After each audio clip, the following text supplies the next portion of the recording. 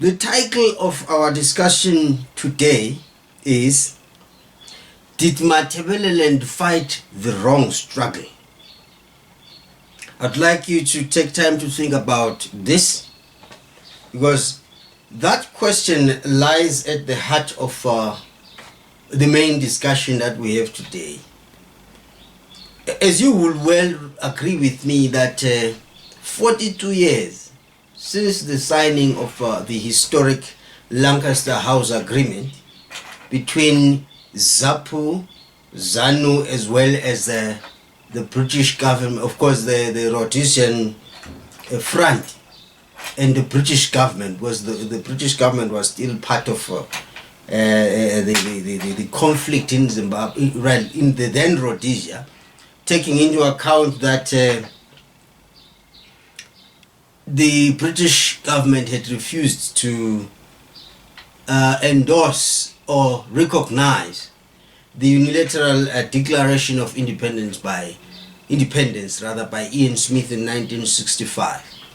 So in a way, by 1979, Rhodesia was still a British colony in practical terms. So then the question once more is, did Matabeleland fight the wrong struggle, the wrong war, the wrong conflict?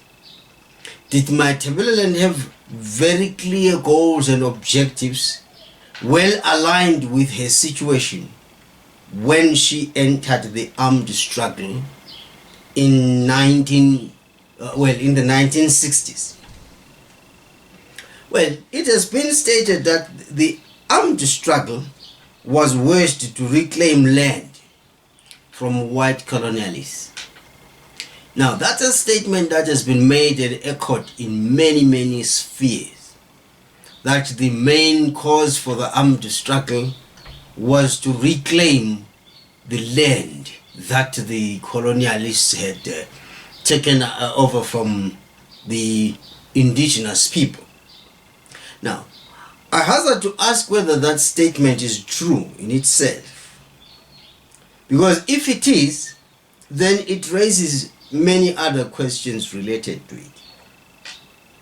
So, if for instance it is true that the people of Matabeleland, with ZAPU and everybody else that was involved in that fight, if it is ever true that they fought to reclaim the land which had been taken over by the imperialists, then surely I would conclude, without going deep into the discussion, that it was a misdirected struggle.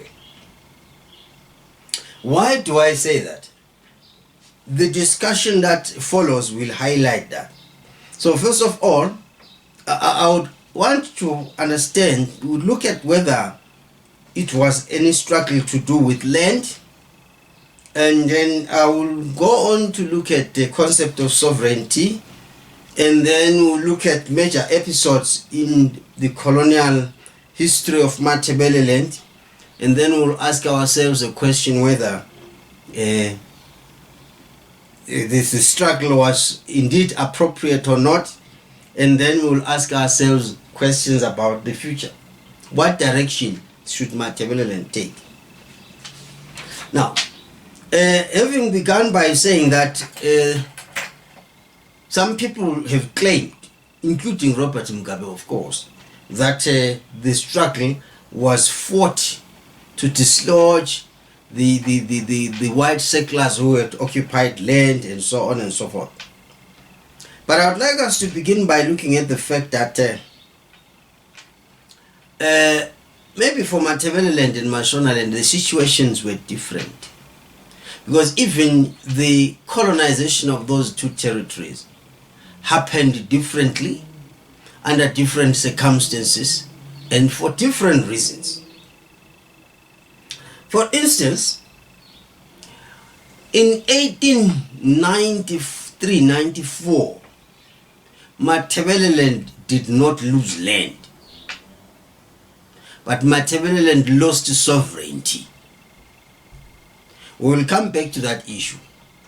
While in Mashonaland, it might be true that in 1890 they lost land, but they did not lose any sovereignty, because history doesn't record any sovereignty to do with the people of Mashonaland.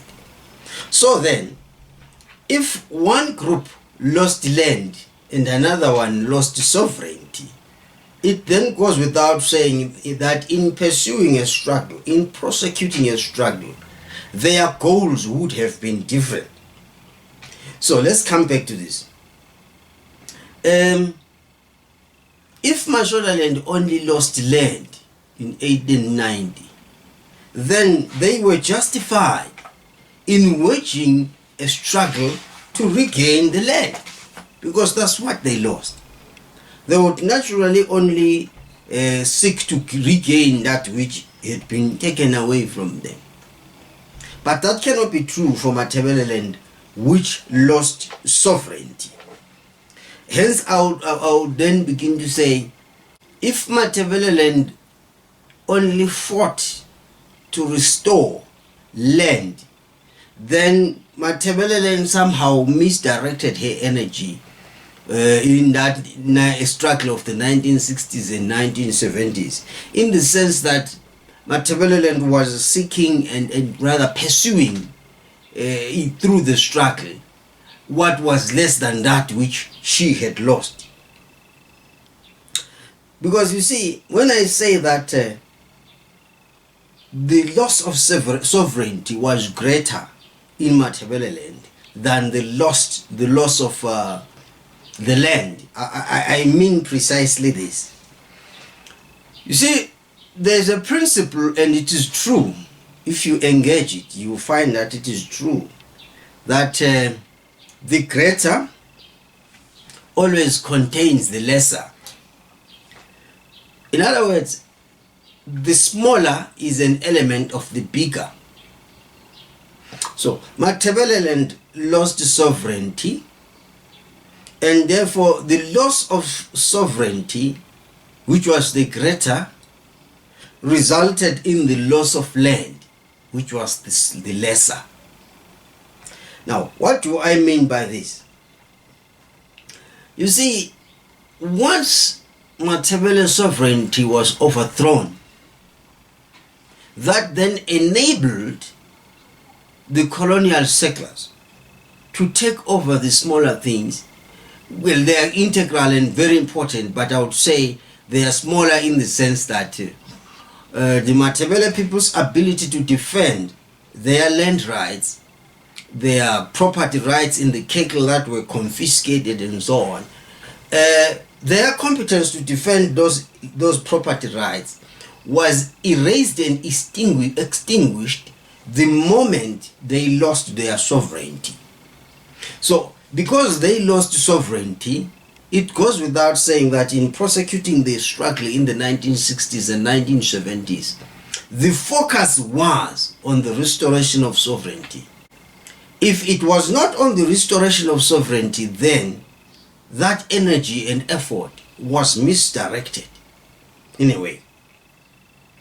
So, because you see, where we sometimes have a very complicated scenario is, we have people who look back with nostalgia into the 1960s and the 1970s war, and then they get very excited with the idea of Zimbabwe, and they think that period marked the period, the birth of Zimbabwe, and then now they talk about unity between the people of Zimbabwe and so on.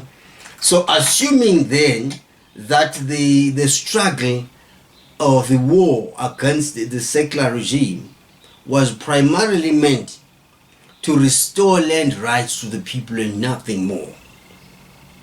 Now, such arguments tend to overlook the fact that it was a cooperation between unequals. The people of Matabeleland and the people of Mashonaland may have cooperated in the 1960s and 1970s in order to dislodge colonial rule, but they came in as unequals because their loss to the colonial system was not equal. While the Matabele people had lost sovereignty, the Mashona people had lost land. And because they had lost land, they had every right to pursue the restoration of their land.